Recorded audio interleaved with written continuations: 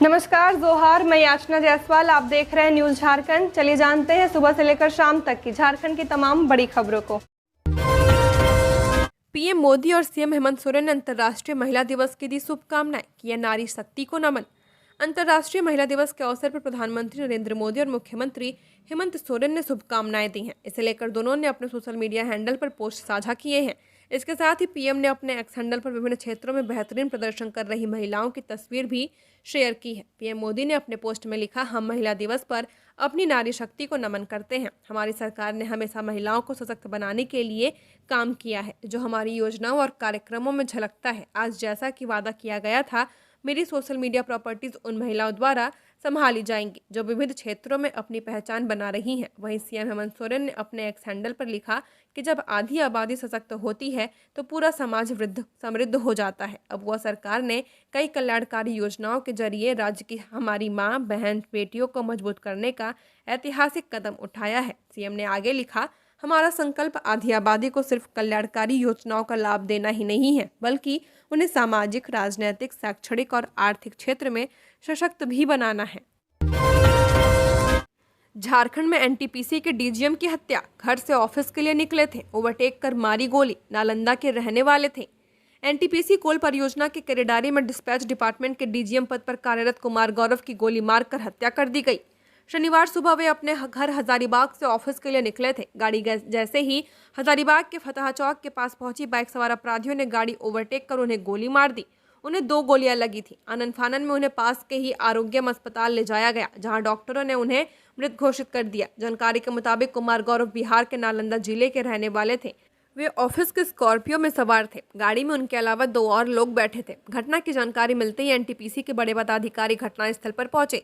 अस्पताल में जिले के तमाम बड़े पदाधिकारी मौजूद हैं। मामले को लेकर जांच तेज कर दी गई है। चर्चा इस बात की भी हो रही है कि इलाके में लेवी को लेकर आए दिन माइनिंग कंपनियों और उसके कर्मी अपराधियों की रडार पर आते रहते हैं। इससे पहले भी लेवी के लिए आउटसोर्सिंग कंपनी के जीएम की हत्या कर दी गई थी। कुमार गौरव की हत्या के तार भी लेवी से ही जोड़कर देखे जा रहे हैं, क्योंकि उनके ऊपर ही कोयला डिस्पैच की जिम्मेदारी थी। धनबाद में संकी युवक ने अपनों का किया खून। ईंट से पहले मौसी फिर मां को मारा, बोला मुझे मच्छर समझने का अंजाम देखो। धनबाद में मानसिक रूप से बीमार दिलीप महतो नाम के युवक ने अपनी मां और मौसी की ईंट मारकर हत्या कर दी। हत्या की यह घटना बरवाडा थाना क्षेत्र के कुलबेड़ा पंचायत के हरियाडिया गांव की है। मानसिक रूप से बीमार इस युवक के हमले में 3 लोग घायल हुए थे, जिसमें मां अलकाही देवी, मौसी सुगा देवी और बेटी खुशी शामिल है। हालांकि खुशी को मामूली चोटें आई हैं। हमले की सूचना पर मौके पर पहुंची पुलिस ने तीनों को इलाज के लिए SNMMCH भेज दिया है। इलाज के दौरान मां मौसी की मौत हो गई। वहीं प्राथमिक उपचार के बाद खुशी को ग्रामीण उसे अपने साथ ले गए हैं। पुलिस ने दिलीप को गिरफ्तार कर लिया है। घटना के बाद लोगों ने मानसिक रूप से बीमार दिलीप महतो को पकड़कर घर के पास ही पेड़ से बांध दिया था। इसके बाद पूछताछ की। वहीं मौके पर पहुंची पुलिस को दिए बयान में आरोपी युवक ने कहा कि घर में उससे कोई वैल्यू नहीं दी जाती थी, लोग उसे मच्छर समझते थे। उसने दिखा दिया कि वह भी कोई चीज है। चाईबासा बस स्टैंड पर दिन दहाड़े लूट। बैंक ऑफ इंडिया के ग्राहक सेवा केंद्र से बदमाशों ने 1.5 लाख रुपए लूटे। सीसीटीवी भी ले गए।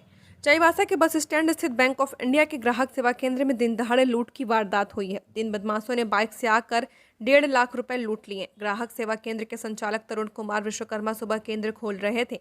इसी दौरान 3 बदमाश ग्राहक बनकर आए। उन्होंने पैसे निकालने का बहाना बनाया, फिर पिस्टल दिखाकर काउंटर में रखे 1.5 लाख रुपए लूट लिए। पिस्टल सटाकर जान से मारने की धमकी दी। बदमाश भागते समय सीसीटीवी कैमरा भी अपने साथ ले गए। उन्होंने संचालक को पिस्टल सटाकर जान से मारने की धमकी दी। साथ ही कहा कि पुलिस में शिकायत करने पर जान से मार देंगे। घटना की सूचना मिलते ही सदर थाना प्रभारी तरुण कुमार अपनी टीम के साथ मौके पर पहुंचे। पुलिस ने केंद्र संचालक और आसपास के लोगों से पूछताछ की। सीसीटीवी फुटेज के आधार पर अपराधियों की पहचान करने की कोशिश की जा रही है। पाकुड़ में खड़े ट्रक से टकराया Hyva. Dumka Pakur main road पर हुआ हादसा। हाईवा चालक गंभीर रूप से घायल। पाकुड़ जिले में एक बड़ा सड़क हादसा हुआ है। लेटीपाड़ा थाना क्षेत्र में दुमका पाकुड़ मुख्य सड़क पर कोरियोडिया बड़ा पुल के पास यह घटना हुई। आज सुबह एक प्याज से लदा ट्रक टायर पंचर होने के कारण सड़क किनारे खड़ा था। इसी दौरान आमड़ापाड़ा की तरफ से तेज रफ्तार में आ रहे एक खाली हाईवा ने ट्रक में टक्कर मार दी। टक्कर इतनी जोरदार थी कि आवाज दूर तक सुनाई दे। स्थानीय लोगों ने तुरंत लेटीपाड़ा थाने को सूचना दी। पुलिस ने मौके पर पहुंचकर घायल हाईवा चालक को सामुदायिक स्वास्थ्य केंद्र पहुंचाया। चालक की गंभीर स्थिति को देखते हुए डॉक्टरों ने उसे सोनाजोड़ी सदर अस्पताल रेफर कर दिया। स्थानीय लोगों के अनुसार दुमका पाकुड़ मुख्य सड़क पर सुबह के समय वाहन चालक अक्सर तेज गति से वाहन चलाते हैं। इसी वजह से छोटी बड़ी दुर्घटनाएं होती रहती हैं। कुछ साल पहले इसी सड़क पर एक बस दुर्घटना में कई लोगों की मौत हो गई थी। लोगों ने प्रशासन से वाहनों की गति पर नियंत्रण के लिए सख्त कार्रवाई की मांग की है। झुमरी तिलैया में बड़ा सड़क हादसा, रेलवे ओवरब्रिज पर हाईवा दुर्घटनाग्रस्त, रेलिंग टूटकर ट्रैक पर गिरा, चालक को हल्की चोट लगी।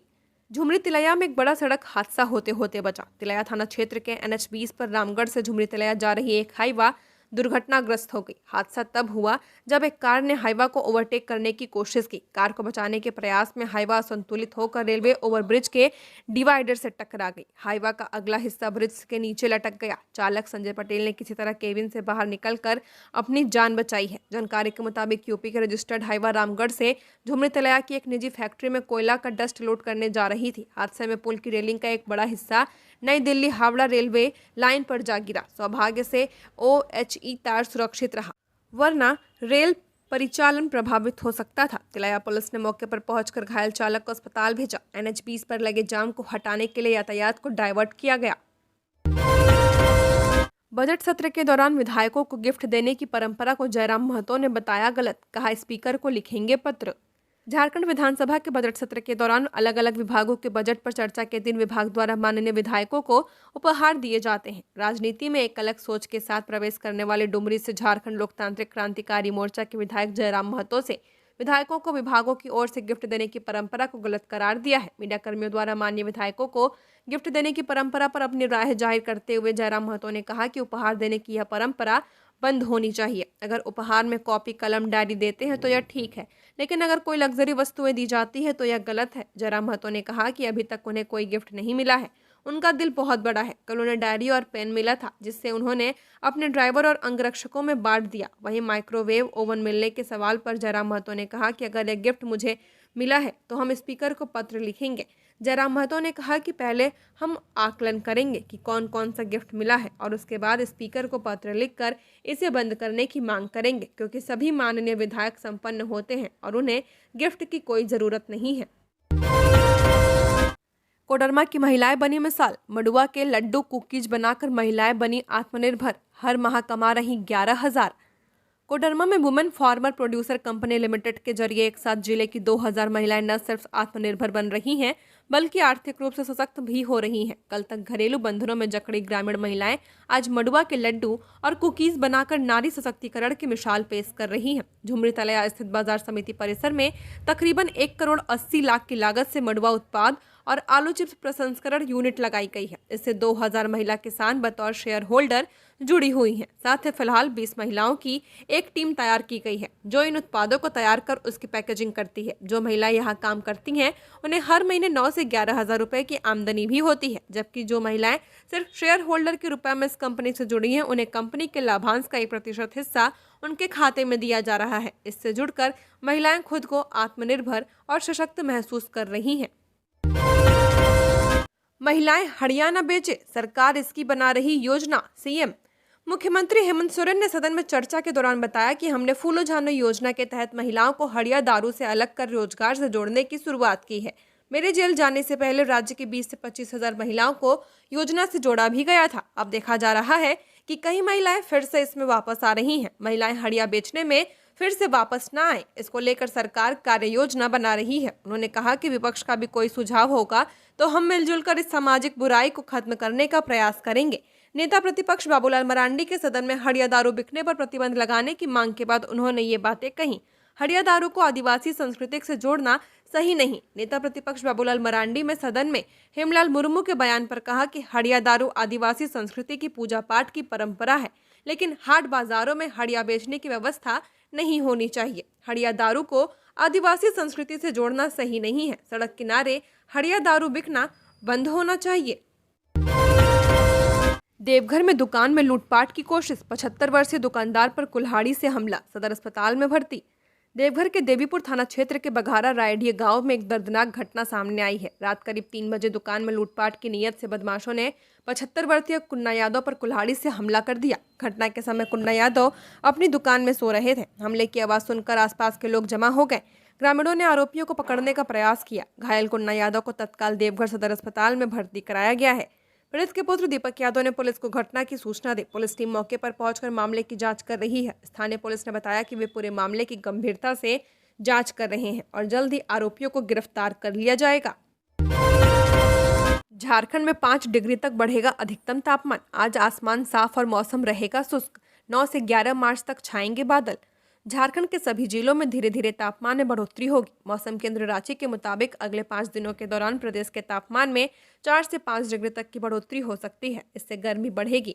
इस बढ़ती गर्मी का जनजीवन पर असर पड़ सकता है। इस तरह मार्च का महीना गर्म रहने वाला है। हालांकि कुछ दिनों तक सुबह में ठंड रहेगी। मौसम विभाग ने बताया कि 9 से लेकर 11 मार्च तक आसमान में बादल छाए रहने की संभावना है। 9 मार्च को राज्य के दक्षिणी भाग तथा 10 मार्च को दक्षिणी सहित मध्य और उत्तर पूर्वी भाग में बादल छाए रहेंगे, जबकि अन्य इलाकों में आसमान और मौसम साफ रहेगा। बीते 24 घंटे के दौरान सबसे अधिक तापमान सरायकेला का रिकॉर्ड किया गया है। यहाँ का अधिकतम तापमान 35.7 डिग्री सेल्सियस रिकॉर्ड किया गया। वहीं राजधानी रांची का अधिकतम तापमान शुक्रवार को 28.8 डिग्री सेल्सियस रहा, जो सामान्य से 1.6 डिग्री सेल्सियस कम था। पिछले 24 घंटे के मौसम से इस तापमान की तुलना करें तो इसमें 1.8 डिग्री सेल्सियस की बढ़ोतरी रही है। इसी तरह न्यूनतम तापमान 13.1 डिग्री सेल्सियस रिकॉर्ड किया गया, जो सामान्य से 2.7 डिग्री सेल्सियस कम रहा, लेकिन 24 घंटे में 2.1 डिग्री सेल्सियस अधिक रहा। मौसम विभाग की ओर से जारी किए गए मौसम पूर्वानुमान के अनुसार 9 मार्च को राज्य के पूर्वी सिंहभूम, पश्चिमी सिंहभूम, सिमडेगा और सरायकेला खरसावा में बादल छाए रहने की संभावना है। महिला दिवस पर रेलवे की पहली बार महिलाएं कर रही वंदे भारत ट्रेन का संचालन। भारत समेत दुनिया भर में महिलाओं को समर्पित इस दिन को अनूठे ढंग से मनाया जा रहा है। इस अवसर पर सेंट्रल रेलवे पहली बार पूरी तरह से महिला चालक दल के साथ वंदे भारत एक्सप्रेस ट्रेन का संचालन कर रहा है। CSMT से शिरडी तक जाने वाली वंदे भारत एक्सप्रेस में आज सभी महिला चालक दल है, जिसमें लोको पायलट, सहायक loco pilot, train manager, TC और ट्रेन होस्टेस शामिल हैं। सेंट्रल रेलवे के मुख्य जनसंपर्क अधिकारी CPRO स्वप्निल नीला ने बताया कि हमने मालगाड़ियों में भी ऐसी ही पहल की है और अन्य वंदे भारत ट्रेनों में भी इस पहल को जारी रखने की कोशिश करेंगे। उन्होंने कहा कि भारतीय रेलवे ने हमेशा महिलाओं के लिए चीज़ों को आसान बनाने की कोशिश की है। इसी पहल में अंतर्राष्ट्रीय महिला दिवस पर CSMT शिरडी वंदे भारत ट्रेन भारतीय रेलवे के सभी महिला चालक दल के साथ चल रही है, जिसमें लोको पायलट, सहायक loco pilot, train manager, TC और ट्रेन होस्टेस शामिल हैं। 49 दिनों बाद शादाब का शव सऊदी अरब से पैतृक आवास पहुंचा। मंत्री इरफान अंसारी ने की थी पहल। पलामू जिले के रहने वाले शादाब हुसैन की 17 जनवरी को सऊदी अरब में मौत हो गई थी। करीब 49 दिनों के बाद उनका शव पैतृक आवास पहुंचा है। शादाब मेदिनीनगर टाउन थाना क्षेत्र के मुस्लिम नगर के रहने वाले थे। शादाब हुसैन का शव सऊदी अरब से सबसे पहले लखनऊ एयरपोर्ट पर पहुंचा था और फिर बाद में एम्बुलेंस के माध्यम से शव को घर पर लाया गया है। शादाब हुसैन नौकरी करने के लिए 23 जुलाई 2024 को सऊदी अरब गए थे। 17 जनवरी को शादाब कंपनी में नौकरी कर वापस लौटे थे, जहां सुबह उनका शव बरामद हुआ था। शादाब के दोस्त एवं करीबियों ने मौत की जानकारी परिजनों को दी थी। शादाब हुसैन के 3 छोटे बच्चे हैं। अंजुमन इस्लामिया के सदर गुड्डू खान ने बताया कि राज्य सरकार के मंत्री इरफान अंसारी ने शादाब हुसैन का शव लाने की पहल की थी। दोस्त की चापड़ से हत्या मामले का हुआ खुलासा, 2 आरोपी गिरफ्तार।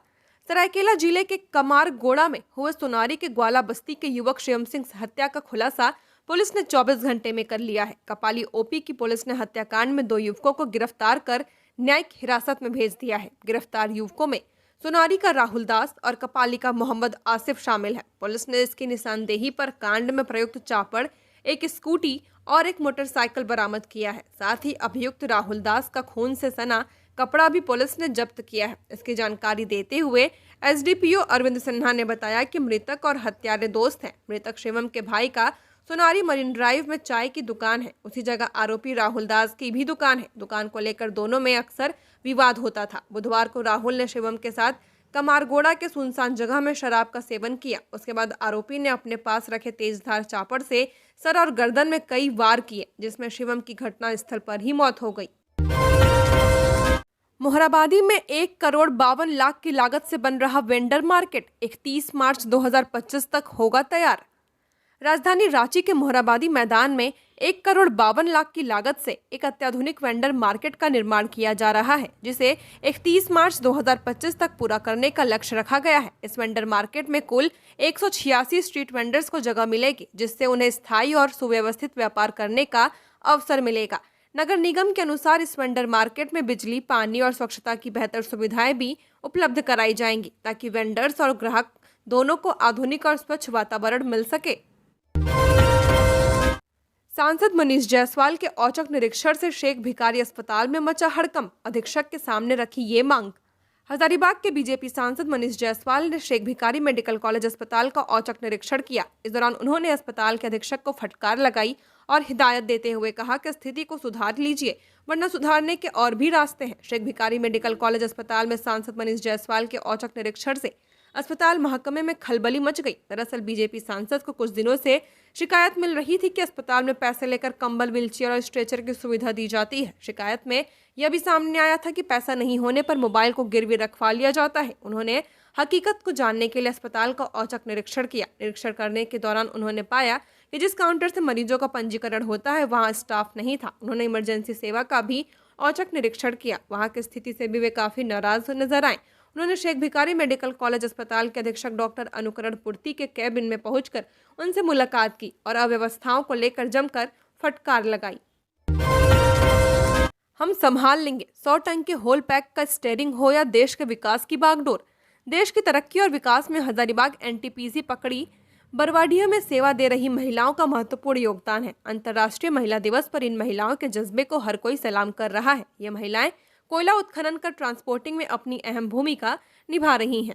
महत्वपूर्ण बात यह है कि 26 महिलाओं का समूह विशालकाय 100 टन वाली होल पैक मशीन का संचालन खुद कर रही है। यह होल पैक मशीन आम ट्रक से 2 गुने आकार का है। इसके चक्के के सामने इंसान का आकार बेहद छोटा लगता है। आज महिलाएं किसी भी क्षेत्र में किसी से कम नहीं है। हर एक क्षेत्र में महिलाएं बढ़ चढ़ कर हिस्सा ले रही हैं। हजारीबाग एनटीपीसी पकड़ी बरवाडी कोल खनन परियोजना का मकसद देश को ऊर्जा के क्षेत्र में आत्मनिर्भर बनाना है। इस परियोजना में महिलाओं का महत्वपूर्ण योगदान है। 26 महिलाएं 2 शिफ्ट में होल पैक मशीन चला रही हैं। तिलहन और खाद्य तेलों को बढ़ावा देने के लिए मिली guideline. State oil seed mission गठित। कृषि एवं किसान कल्याण मंत्रालय भारत सरकार नई दिल्ली द्वारा national mission on edible oil seed 2024 के लिए दिशा निर्देश जारी किए गए हैं। इस निर्देश के अनुसार योजना के कार्यान्वयन के लिए झारखंड सरकार ने स्टेट ऑयल सीड मिशन का गठन कर दिया है। वहीं जिला ऑयल सीड मिशन का भी गठन किया गया है। राज्य स्तर पर मुख्य सचिव झारखंड की अध्यक्षता में कमेटी बनाई गई है। मुजफ्फरपुर में इंजीनियर पर लगे आरोपों की अब रिटायर होने के बाद झारखंड में होगी जांच। पथ निर्माण विभाग से रिटायर अधीक्षक अभियंता रघुवंश चौधरी पर झारखंड पेंशन नियमावली के तहत विभागीय कार्रवाई चलाने का निर्णय लिया गया है। इस संबंध में पथ निर्माण विभाग ने अधिसूचना जारी कर दी है। उनके ऊपर राष्ट्रीय उच्च पथ प्रमंडल मुजफ्फरपुर बिहार के कार्यकाल में सहायक अभियंता के पद पर रहते हुए बरती गई अनियमितता के खिलाफ फाइल खोली गई है। रघुवंश चौधरी वर्तमान में रिटायर होने के बाद राजधानी रांची के इटकी रोड में ही रहते हैं। विभागीय कार्यवाही का संचालन का जिम्मा रिटायर आईएएस पदाधिकारी अरविंद कुमार को सौंपा गया है।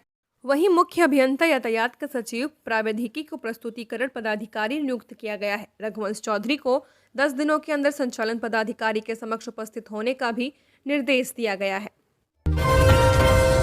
तेलंगाना टनल हादसा। स्नीफर डॉग्स ने 2 स्थान खोजे, यहां इंसानों के होने की संभावना। मजदूरों के शवों की तलाश जारी। घटना को 15 दिन बीते। तेलंगाना के नागर कुर्नूल में Srisailam left bank canal tunnel हादसे को 15 दिन बीत चुके हैं, लेकिन अंदर फंसे 8 मजदूरों को अभी तक बाहर नहीं निकाला जा सका है। शुक्रवार को स्नीफर डॉग्स को टनल में ले जाया गया। खोजी कुत्तों ने 2 जगहों को स्पॉट किया है। यहाँ मानव मजदूर होने की संभावना है। अब इन 2 जगहों पर जमा मलबा हटाया जा रहा है। दरअसल केरल पुलिस ने ट्रेंड डॉग्स को रेस्क्यू ऑपरेशन में शामिल किया गया। इन डॉग्स को लापता इंसानों और शवों को पता लगाने के लिए ट्रेंड किया गया है। अधिकारी के मुताबिक ये डॉग्स 15 फीट की गहराई से भी गंध का पता लगा सकते हैं। एनडीआरएफ की टीम भी टनल में गई थी। उसने अंदर रेस्क्यू को लेकर तैयारी की है।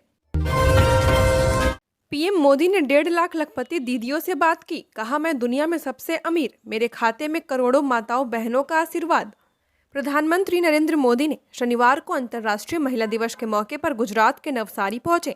खुली जीप में हेलीपैड से करीब 700 मीटर का रोड शो करते हुए वे कार्यक्रम स्थल पहुंचे। यहाँ उन्होंने 1.5 लाख लखपति दीदियों से बातचीत की। पीएम ने कहा, मैं दुनिया का सबसे अमीर व्यक्ति हूँ क्योंकि मेरे जीवन के खाते में करोड़ों माताओं, बहनों और बेटियों का आशीर्वाद जमा है। ये आशीर्वाद लगातार बढ़ता ही जा रहा है। इससे पहले मुझे महाकुंभ में माँ गंगा का आशीर्वाद मिला है और आज मातृशक्ति का आशीर्वाद मिला है। विधायक पूर्णिमा साहू ने की मांग, कहा झारखंड में सर्वाइकल कैंसर से बचाव के लिए टीकाकरण अभियान चलाया जाए। झारखंड विधानसभा के बजट सत्र के शून्यकाल में जमशेदपुर पूर्वी की विधायक पूर्णिमा साहू ने महिलाओं में तेजी से बढ़ते सर्वाइकल कैंसर को गंभीर स्वास्थ्य संकट बताते हुए राज्य सरकार से इस पर ठोस कार्रवाई करने की मांग की है। उन्होंने पूरे राज्य में सघन टीकाकरण अभियान चलाने की अपील करते हुए कहा कि 9 से 14 वर्ष की बच्चियों का टीकाकरण कर इस जानलेवा बीमारी से बचाव संभव है। कहा कि सर्वाइकल कैंसर दुनिया में महिलाओं के लिए दूसरा सबसे घातक कैंसर बन चुका है और झारखंड में भी इसका खतरा लगातार बढ़ रहा है। उन्होंने कहा कि हम 8 मार्च को अंतर्राष्ट्रीय महिला दिवस मनाने जा रहे हैं और इससे बड़ा उपहार महिलाओं के लिए कुछ नहीं हो सकता कि सरकार उनके स्वास्थ्य की सुरक्षा को लेकर कोई ठोस कदम उठाए। उन्होंने चिंता व्यक्त करते हुए कहा कि जानकारी के अभाव और वैक्सीन की अधिक कीमत के कारण अधिकांश परिवार अपनी बच्चियों को यह सुरक्षा नहीं दिला पा रहे हैं। इसलिए सरकार को इस अभियान को निःशुल्क या किफायती बनाने के लिए ठोस कदम उठाना चाहिए। झारखंड के 7 नक्सलियों पर इनाम की घोषणा, तूफानी और सचिन पर 5 लाख का इनाम। झारखंड के 7 नक्सलियों पर इनाम की घोषणा की गई है। जिन नक्सलियों पर इनाम की घोषणा की गई है वे भाकपा माओवादी, टीएसपीसी और जेजेएमपी संगठन से जुड़े हुए हैं। नक्सलियों पर 1 लाख से लेकर 5 लाख तक का इनाम रखा गया है। पुलिस मुख्यालय से मिली जानकारी के अनुसार जिन 7 नक्सलियों पर इनाम की घोषणा की गई है उनमें से सबसे ज्यादा 4 जेजेएमपी के हैं, वहीं 1 टीएसपीसी और 2 भाकपा माओवादी के हैं। जेजेएमपी और टीएसपीसी दोनों का ही झारखंड के लातेहार, पलामू और चतरा में प्रभाव है। घरों से कचरा का उठाव नहीं तो हेल्पलाइन पर दे सूचना। नगर निगम क्षेत्र में सूखे गीले कचरे को अलग करने के लिए शुक्रवार को निगम परिसर से आईईसी वाहन को रवाना किया गया है। लोगों से स्वच्छता पर विशेष ध्यान देने की अपील की गई है। कार्यक्रम में निगम के उप प्रशासक आदि प्रतिनिधि मौजूद थे। कचरा उठाव करने वाली कंपनी का कंट्रोल रूम शुरू हो चुका है। डोर टू डोर कचरा उठाव में परेशानी पर लोगों से 9204822445 नंबर पर सूचना देने को कहा गया है। रांची जिला के यूथ पुरुष और महिला बॉक्सरों का राज्य स्तरीय प्रतियोगिता के लिए रविवार को खेलगांव में लगेगा चयन शिविर। सरायकेला खरसावां में 18वां राज्य स्तरीय यूथ पुरुष एवं महिला बॉक्सिंग प्रतियोगिता का आयोजन 21 से 23 मार्च को होगा। इसे देखते हुए रांची जिला बॉक्सिंग एसोसिएशन ने 9 मार्च को सुबह 8 बजे से स्थानीय बॉक्सिंग हॉल खेलगांव रांची में रांची जिला के मान्यता प्राप्त क्लब के बॉक्सिंग खिलाड़ियों का चयन शिविर आयोजित किया है। रांची जिला बॉक्सिंग एसोसिएशन के कोषाध्यक्ष सह प्रवक्ता गुलाम जावेद ने बताया कि इस चयन शिविर में 1 जनवरी 2007 से 1 जनवरी 2008 के जन्म वाले खिलाड़ी हिस्सा ले सकते हैं। खिलाड़ियों को चयन में हिस्सा लेने के लिए जन्म प्रमाण पत्र, आधार कार्ड, माता पिता का आधार कार्ड, आवासीय प्रमाण पत्र देना आवश्यक होगा। इस शिविर में रांची जिला अध्यक्ष विनय सिन्हा दीपू, सचिव अजय मुकुल टोप्पो, जेएसएसपीएस कोच बीबी मोहंती, जिला पदाधिकारियों सहित सभी मान्यता प्राप्त क्लब के प्रशिक्षक एवं पदाधिकारी भी उपस्थित रहेंगे।